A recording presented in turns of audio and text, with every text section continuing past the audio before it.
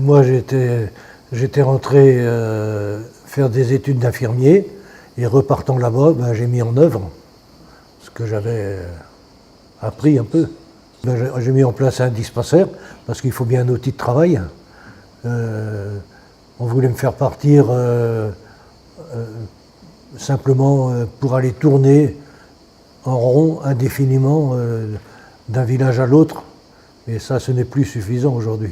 Le chemin vers l'émancipation comporte plusieurs étapes. Nous avons parlé de l'habitat, mais il faut aussi la bonne santé.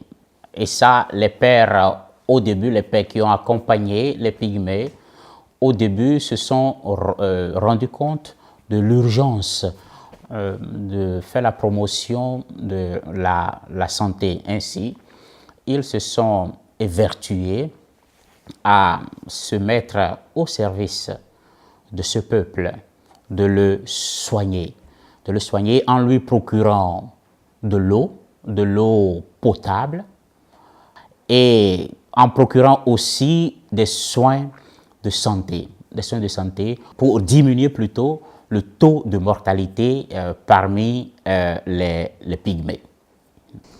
Mais petit à petit quand même, la situation a évolué.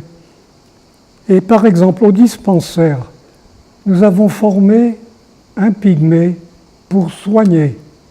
Il a fait un stage à l'hôpital de Berbérati, et puis j'ai continué sa formation sur place. Et plusieurs fois, je l'ai laissé faire la consultation. Et quand les villageois venaient, ils acceptaient d'être examinés et de recevoir un traitement d'un pygmée, ce qui était vraiment impensable il y a quelques années. Donc je pense qu'il y a une possibilité d'abord une prise de conscience des pygmées qui sont capables de s'imposer, et ensuite de la part des villageois quand même que les pygmées ce sont des hommes et qu'ils ont droit au respect et qu'ils sont capables de se faire respecter. Et je pense que c'est là l'essentiel de notre évangélisation. Et maintenant nous pouvons voir le dispensaire de Monasao qui est voilà, en train d'être développé et nous sommes devant les premiers bâtiments de ce dispensaire. J'ai la joie de travailler ici avec les volontaires et volontaires qui viennent ou bien de l'Europe ou bien d'ailleurs et voilà, ils nous aident à soigner les gens. Et actuellement, il y a les gens de Monasao qui travaillent, ce sont les agents de santé qui étaient formés par la mission et qui étaient envoyés en formation ailleurs pour aider la population locale. Et avec la présence de médecins que nous avons eu ici l'année passée, pendant 1 an et demi, donc chaque mois, il y avait à peu près 350-400 consultations par mois. Et ici, il y a un nouveau bâtiment, le bâtiment qui a été financé en partie par le WWF de Bayanga qui nous a aidés à faire ce bâtiment où il y aura le laboratoire, il y aura 2 salles d'hospitalisation pour 8 personnes avec le bloc d'opératoire. Ici, la chambre, on aura un petit dépôt de médicaments. Ces médicaments, en partie, nous achetons au dépôt diocésain de Belembok ou bien à Bangui, là où il y a les dépôts nationaux et pour tous les pays. J'espère que voilà, dans l'avenir proche, nous aurons aussi la possibilité, grâce à ces moyens, que vous voyez, voilà, accueillir chez nous aussi des spécialistes, les spécialistes chirurgiens, ophtalmologues, peut-être gynécologues qui viendront ici. Je suis Kangomari Nuila, je travaille dans ce dispensaire. L'hôpital accueille toutes les personnes.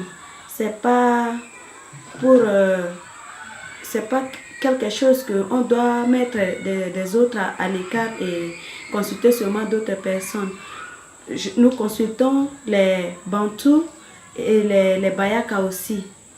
Si, c'est le dispensaire, c'était fondé pour le père Joseph. Oui, c'est le père Joseph qui avait commencé cette mission ici, surtout la mission de la santé.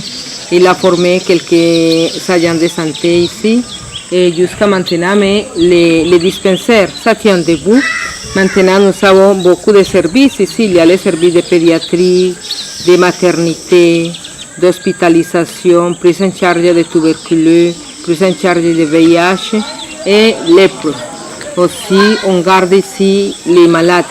C'est devenu un centre de santé. Auparavant, c'était poste de santé. Maintenant, c'est un centre de santé. Et ici aussi, il y a autour, oui, il y avait des petits cases. C'était là les cases pour hospitaliser les Bayaka auparavant, mais maintenant, nous ne mélangeons pas, nous mélangeons les gens. Même s'il y a la place dans cette case, même en ville, on peut venir dormir là, ou en Bayaka peut aller dormir dans la grande case. O sea, maintenant, nous ne faisons plus la différence.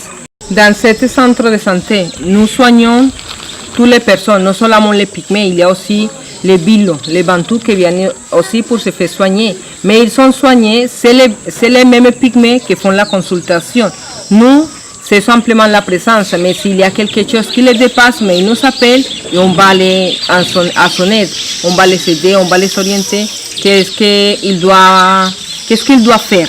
Ici, les maladies plus fréquentes, c'est les palus, la tuberculose et aussi on trouve parfois quelques cas de VIH. Et s'il y a des cas graves que ça nous dépasse, mais nous les envoyons à l'hôpital préfectoral à Nola. Il y a aussi tous les mardis. Tous les mardis ici, nous faisons la prise en charge des malnutris. Il y a les enfants qui viennent de plusieurs endroits, de Ské, de Pansi, Belemboke 4 et Belemboke Centre.